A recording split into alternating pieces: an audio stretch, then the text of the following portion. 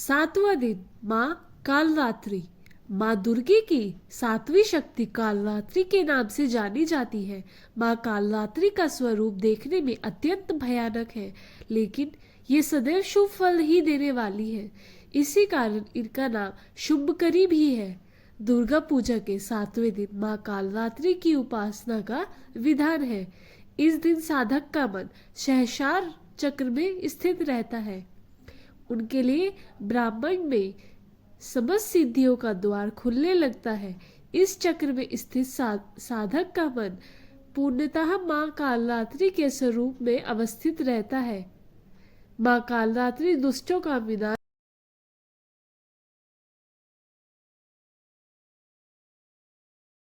भक्तों, अब हम पाठ को प्रारंभ करेंगे। 11वां अध्याय, देवताओं द्वारा देवी की स्तुति एवं देवी द्वारा देवताओं को वरदान।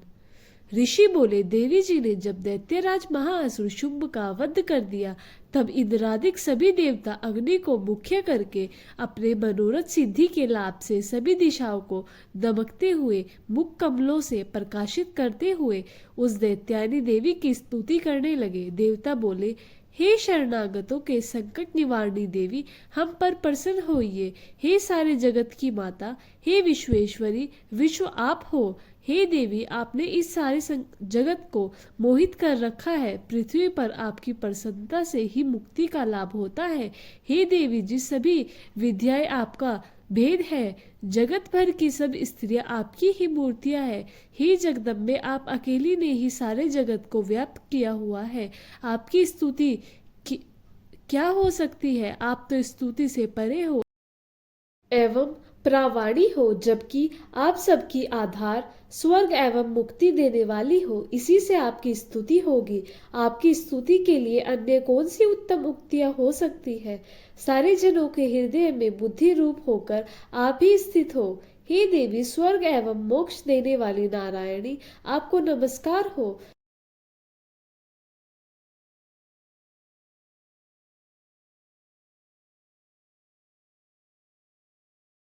काष्टादिक रूप से सबकी रक्षा कीजिए। हे देवी, आप चर अचर की स्वामिनी हो। आप ही एकमात्र जगत का आधार हो। पृथ्वी स्वरूप में विराज रही हो। देवी जी, आपका पराक्रम अलंघनीय है। आप ही जल स्वरूप हो। आप ही जल स्वरूप में स्थित होकर इस सारे विश्व को तृप्त कर रही हो। अनंत पराक्रम वाली आप ही वैष्णवी शक्ति हो। विश्व भर की परम बीज माया, विश्व का उपसंहार करने में समर्थ। हे नारायणी देवी, आपको नमस्कार हो। हे देवी, आप सभी मंगलों को देने वाली मंगला, सभी अर्थों को सिद्ध करने वाली शिवा हो। शरणागत रक्षा हो, तीन नेत्रों वाली हो। हे नारायणी, आपको नमस्कार हो। आप ही सृष्टि स्थिति एवं संहार करने में सनातनी शक्ति स्वरूप हो। आप गुणमयी एवं गुणों का आधार हो। हे नारायणी देवी, आपको नमस्कार हो। शरण में आए हुए दीन दुखियों की रक्षा करने में संकलन, सबके संकट निवारण करने वाले आपको नमस्कार हो। हंसों से जुते हुए विमान एवं विराजमान ब्रह्माणी के रूप के धारण करने वाली, कुश मिश्रित जल छिड़कने वाली, हे नारायणी देवी, आपको नमस्कार हो। महेश्वरी के स्वरूप से त्रिशूल, चंद्रमा और सर्पों को धारण करने वाली, महावृषभ पर बैठने वाली, हे नारायणी, आपको नमस्कार हो। मोर तथा मुर्गे से आवृत महाशक्ति कर में धारण करने वाली, महापाप रहित कुमारी रूप में स्थित, हे नारायणी, आपको नमस्कार हो। शंख चक्र गदा इन उत्तम अस्त्रों को धारण करने वाली वैष्णवी शक्ति रूप प्रसन्न हो। हे नारायणी, आपको नमस्कार हो। हाथ में भयंकर चक्र धारण किए, दाढ़ों पर पृथ्वी को उठाए हुए वाराह रूप धारणी शिवे नारायणी, आपको नमस्कार हो। भयंकर नरसिंह का रूप धारण करके दैत्य का वध करने के लिए उद्यमशील त्रिलोकी की रक्षा करने में परायण नारायणी, आपको नमस्कार हो। हजारों उज्जवल नेत्र धारण करने वाली किटी धारिणी, महाव्रज धारिणी, वृत्सुर के प्राण हरने वाली इंद्र शक्ति रूप नारायणी, आपको नमस्कार हो। शिवदूती के रूप स्वरूप से दैत्यों की बड़ी सेना का नाश करने वाली, महानाद करने वाली, भयंकर रूप वाली नारायणी, आपको नमस्कार हो। भयंकर दाढ़ों से भयंकर मुख वाली, मुंड मालाओं से शोभायान मुंडनों का मंथन करने वाली चामुंडा नारायणी आपको नमस्कार हो। लक्ष्मी, लज्जा, महाविद्या, श्रद्धा, पुष्टि, स्वधा, दुर्वा, महारात्रि, महाअविद्या रूपा हे नारायण। सर्व स्वामिनी हे नारायणी आपको नमस्कार हो। सर्व श्रेयवरी, सभी शक्तियों से संपन्न हे दुर्गे देवी हमारी भयों से रक्षा करो। हे देवी आपको नमस्कार हो। यह आपका मुख 3 नेत्रों से भूषित और सुंदर है। हमारी सभी भयों से रक्षा करो। हे कात्यायनी आपको नमस्कार हो। हे भद्रकाली, सभी दैत्यों का नाश करने वाली, भड़कती हुई अग्नि को ज्वाला से महाभयानक आपका त्रिशूल हमारी भय से रक्षा करे। आपको नमस्कार हो।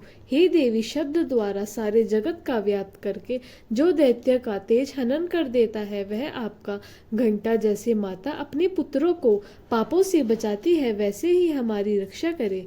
हे चंडिके, आपके सुंदर हाथों की तलवार जो असुरों के खून और चर्बी में लथपथ हो रही है, वह हमारा मंगल करे। हम आपको प्रणाम करते हैं। हे देवी, जब आप प्रसन्न होती हो तो सभी रोगों का नष्ट कर देती हो। क्रोध करने पर सभी मनोरथ एवं कामनाएं नाश करती हो। आपकी आश्रित पुरुषों पर कोई संकट नहीं आता, अपितु आपके आश्रित पुरुष दूसरों को भी आश्रय देते हैं। हे देवी, आपने जो आज इन धर्म द्वेषी दैत्यों का क्षय किया है, वह अपने स्वरूपों के अनेक शक्ति रूपों में विभक्त करते हैं। हे अंबिके, आपके सिवाय और कौन दूसरा ऐसा कर सकता है। विद्याओं में विचारों के दीपक रूप, शस्त्रों में, वेद वाक्यों में आपकी सिवा और किसका वर्णन आता है। और न आपके सिवा कोई दूसरी शक्ति है जो इस विश्व को अज्ञान रूपी भयानक अंधकार से पूर्ण ममता रूपी गड्ढे में खूब भटका रही है। जहाँ राक्षस हो, विष वाले सर्प हो, जहाँ शत्रु हो, जहाँ पर डाकुओं का दल आ जाए, वन में आग लग रही हो एवं समुद्र के मध्य में जहाँ कहीं उपस्थित होकर आप विश्व की रक्षा कर लेती हो। हे विश्वेश्वरी, आप विश्व की रक्षा करती हो, विश्व रूप होकर विश्व को धारण करती हो। आप विश्वेश्वर से वंदनीय हो।